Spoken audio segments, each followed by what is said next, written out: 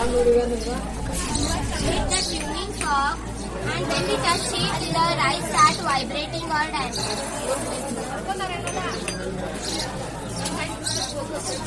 Sound is produced by vibrating body. When we touch the tuning fork to the empty glass, the glass starts vibrating. When we touch the tuning fork to the glass filled with water, the water is sprinkling out. Now we learn about vibration.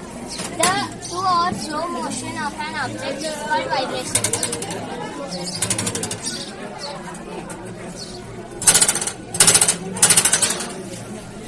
When he blows